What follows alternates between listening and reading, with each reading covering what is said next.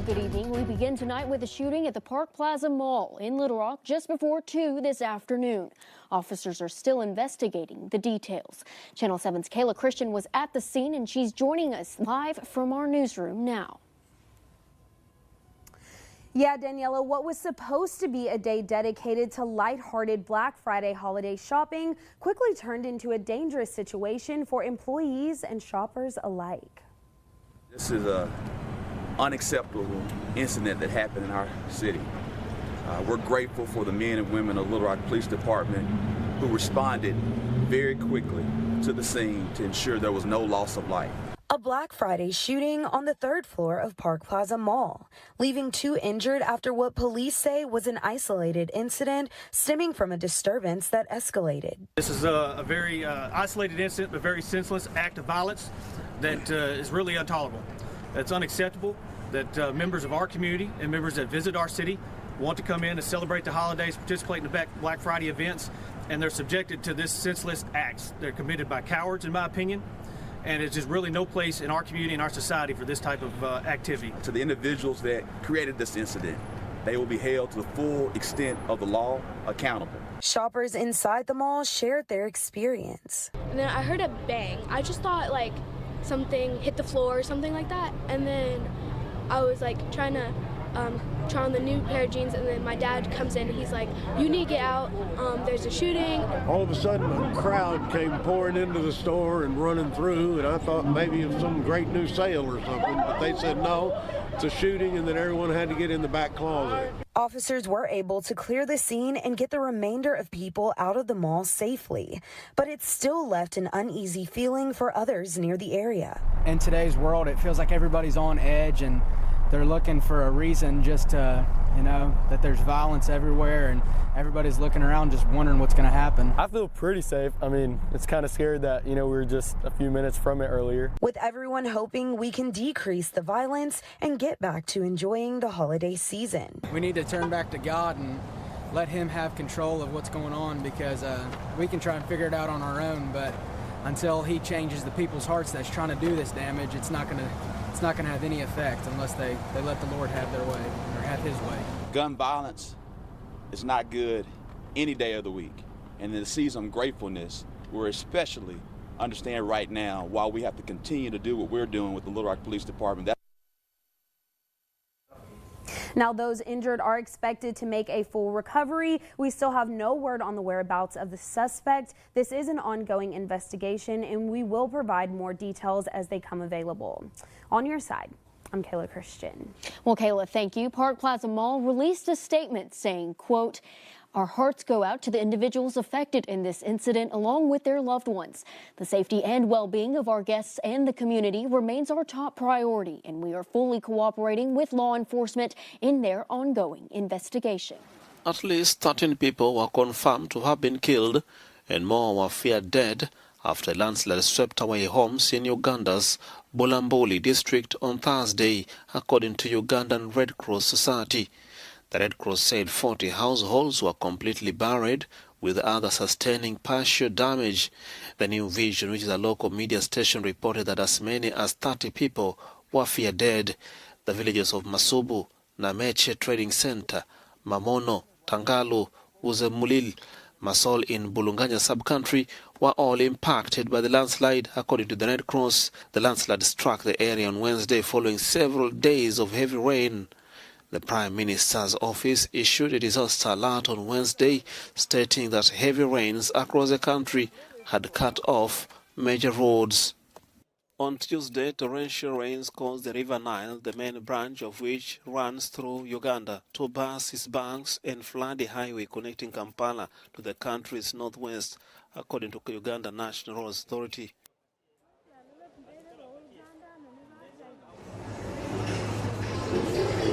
Prime Minister Trudeau, what message do you want to send to the...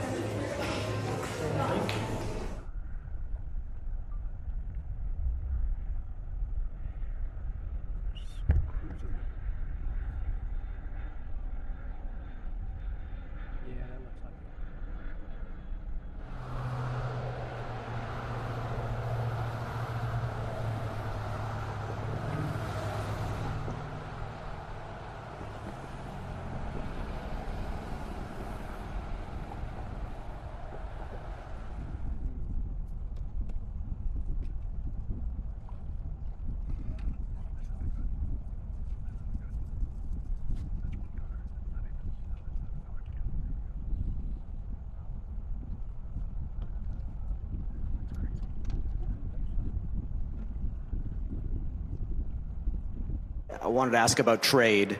In our paper this morning, a senior Mexican official called this idea of booting Mexico out of what I'm going to call NAFTA, he called it a betrayal.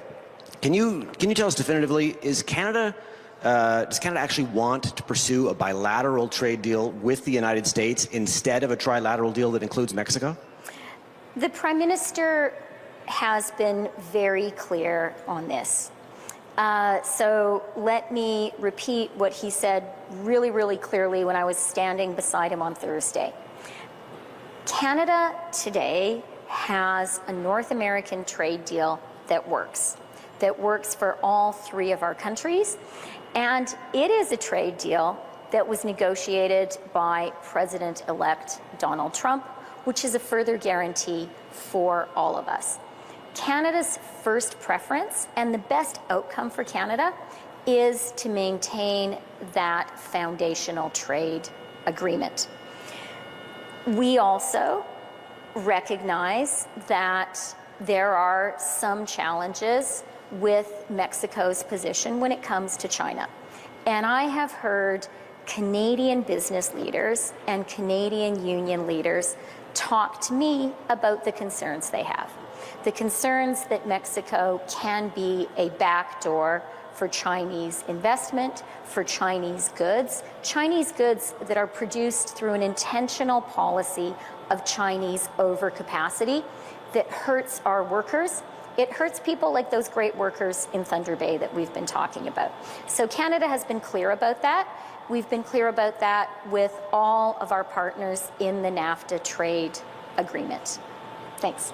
And just to pick up on that point then for my follow-up question, which is, can you tell us more about what evidence you've actually seen that China is actually currently used a sort of future tense there, but is there evidence that China's using Mexico's auto industry currently as a backdoor to get around and into NAFTA? I would like to look at it from a positive perspective and from the perspective of the opportunity that all three NAFTA countries have to take a clear and aligned position when it comes to China. That is what Canada has very intentionally done. We recognize that Chinese overcapacity is a problem for Canada. It is just not fair to ask Canadian workers to compete against products that are made with labor standards that do not meet our level, with environmental standards that don't meet Canada's level. Our workers can't do it, and we know that China has an intentional economic policy of oversupply. And that is why Canada has introduced 100% tariffs on EVs, 25% tariffs on steel and aluminum. We think that today there is an opportunity for all of the NAFTA countries to work together to have a fully aligned policy on China to protect all of our workers and to ensure that we are supporting each other in this really important effort. That is what Canada is doing, and I think that there are some real opportunities to work together on that. The transition team has been moving very, very fast since the election. The president-elect has announced names for 20 key administrative posts so far. Here to update us on what's happening is ABC's Molly Nagel, joining us from our Washington bureau. Molly, good to see you this Sunday. Trump tried to distance himself from something called Project 2025. That was talked about a lot during the campaign. At some points, he said he doesn't really know what it is. He doesn't know the people who are doing it. But now he's tapped an architect for a key role. What can you tell us about that? Yeah, Ross Vought is somebody who is going to now fill Trump's Office of Budget and Management nomination. That's a job that he actually held during the first Trump administration. And that's a job that has a lot of insight or oversight of the president's agenda. He oversees the budget and helps to implement it across various agencies. So a significant role there. But Vogt obviously has a very strong ties to this Project 2025 proposal, which would seek to drastically overhaul the federal government to expand the powers of the presidency and really cut down on some federal agencies, things like the Department of Education, for example. But he's not the only member of Trump's administration who has ties to this project. When you talk about Tom Homan, Trump's border czar, Brendan Carr, his pick for FCC chair, Stephen Miller, all of these folks have ties to this proposal that, as you mentioned, he really did try to create some distance between himself on the campaign trail from that proposal. So what we are seeing now is that Trump heading into office actually bringing in some people who have some pretty significant ties to this thing that he once called extreme. Well, Republicans avoided a pretty huge fight when Matt Gaetz withdrew as Trump's AG nominee. There is a lot of controversy about the pick for Defense Secretary Pete Hegseth. What can you tell us more about that?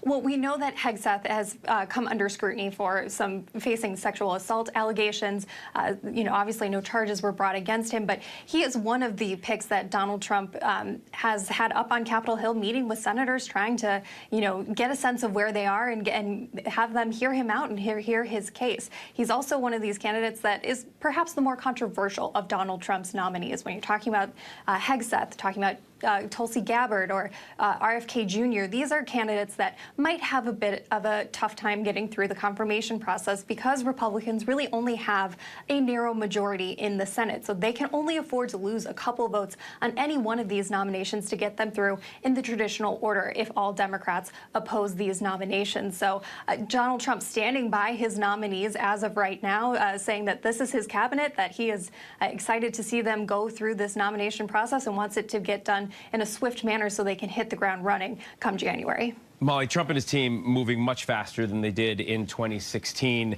Does that speed indicate anything about the next 4 years?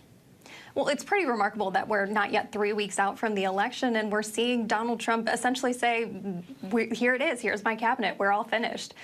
This is a very different speed than he used during his first administration, but I think the important thing to remember here is in 2016, Donald Trump had not held office before. He was coming into this very new, very green, maybe unsure of what they were going to face. This time around, it's very different. They have had 4 years in the White House, and they understand what they need to do and how this kind of plays out and how this process can go. So clearly learning from their experience 8 years ago doing this the first time around, moving much faster and looking to get people in place a lot quicker than they did the first time. All right, Molly Nagel from Washington. Molly, thanks so much. All right, so let's start this broadcast with the latest that is coming in, where Vladimir Putin reportedly has praised the American President-elect Donald Trump. The Russian president is calling the incoming president as an experienced and an intelligent politician, but has said that he did not believe that Trump was safe after his assassination attempt on his life. Now, speaking to reporters in Kazakhstan after a summit, Putin said that he's shocked by the way the U.S. election campaign had unfolded. The statement comes as tensions between the West and Moscow escalate ahead of the Republican taking office. You know, I think that you as well were most struck not by the fact that absolutely uncivilized means of struggle were used against Trump, including attempted murder, and more than once. By the way, in my opinion, he is not safe now either. Unfortunately, there have been all sorts of different incidents in the history of the United States. But I think that he is an intelligent person, and I hope cautious now he understands all this. Now, Trump was wounded in an assassination attempt in Pennsylvania in July. The former president was in fact holding a rally when he was shot in his right ear. 2 people, including the suspect, were killed and 2 were critically injured. In a separate incident in September, a man was charged with attempted assassination after allegedly positioning himself with a rifle at one of Trump's Florida golf courses. Now, earlier this month, Putin has congratulated Donald Trump on his electoral victory, calling him a very courageous man. The Russian president said that Trump was quote-unquote hounded from all sides during his first term in the White House. Putin also said that Trump's claim that he can help end the war in Ukraine deserves attention at the very least. Trump and Putin both have spoken some nice words about each other. Trump had called Putin as a man highly respected within his own country and beyond. The Kremlin was widely accused of interfering in the 2016 presidential elections to boost Donald Trump's campaign against Hillary Clinton. These claims, however, have been rubbished by Moscow.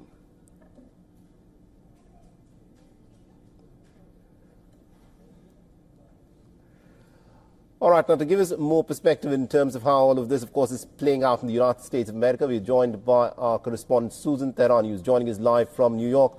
Susan, this is some interesting bonhomie that we are witnessing in terms of the words that are being said, where the Russian President Vladimir Putin has praised the incoming president-elect Donald Trump. How is this being received at this moment within the American political circles? Yeah, I mean, Democrats are going to continue using this as a sort of Donald Trump being soft on Russia, which really wasn't the case after 2016. The United States imposed more sanctions and stopped the Nord Stream pipeline from even operating on the part of Russia and Germany.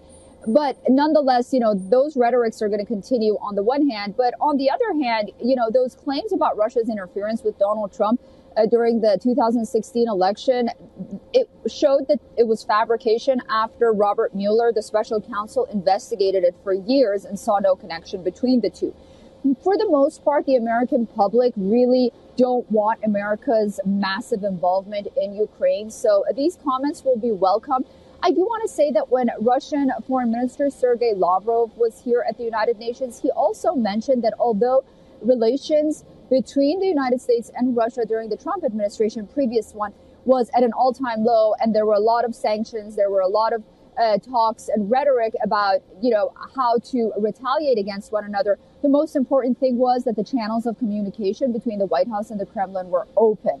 And I think that's going to be a welcome gesture on the part either of President-elect Trump or Putin, where the two sides, you know, can de-escalate when they need to, when the channels of communications are open. Right now with the Biden administration, it's completely closed, and hence, you know, this tension and escalation that we're seeing. You know, when you say that the lines of communication are completely closed, the hotline between the Kremlin and the White House, the Russians have said, is no longer functional. And under the Biden administration, we've witnessed this war in Ukraine, where essentially the Americans have been backing the Ukrainian war effort. Once Donald Trump comes in, is there an expectation that the United States, by virtue of, you know, what Donald Trump has been saying, that he can get a deal done in a day and stop the war in Ukraine, is there an expectation that the situation in Ukraine can improve, the war can come to an end, and with that, the Russia-US equation could also improve once Trump is in office?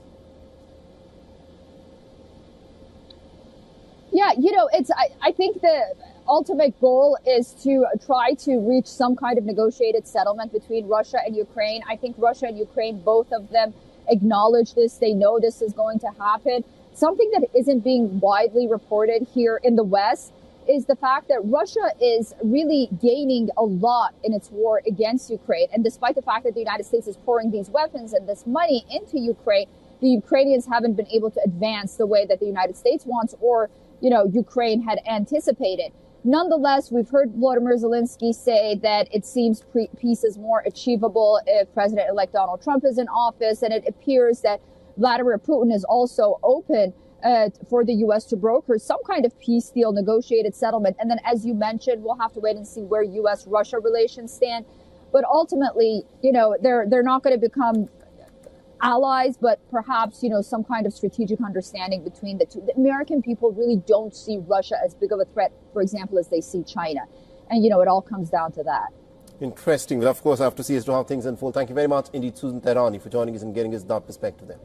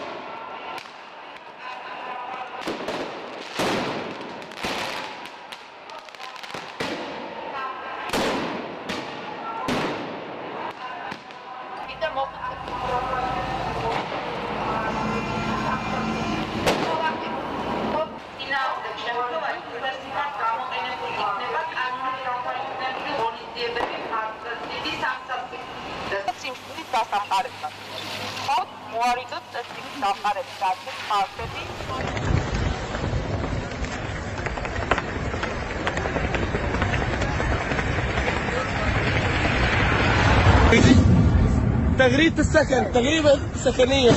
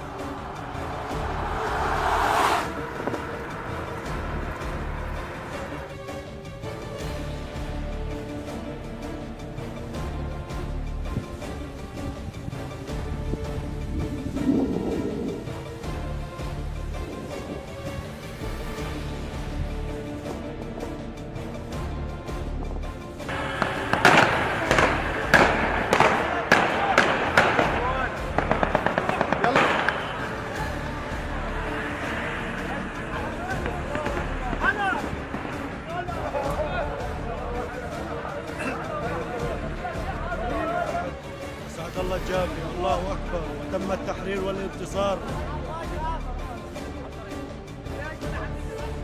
هذا هو المتحدث.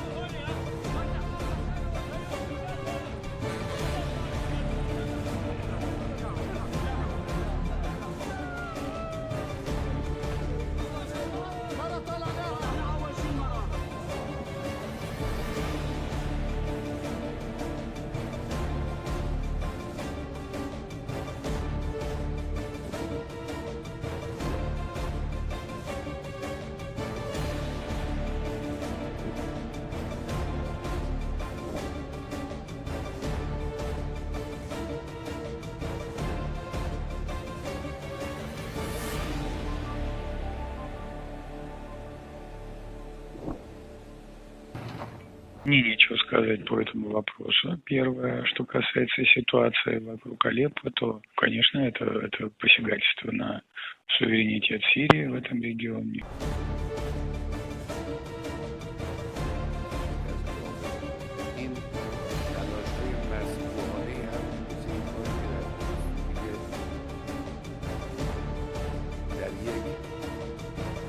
تله‌ای افتادن به دست خودشون.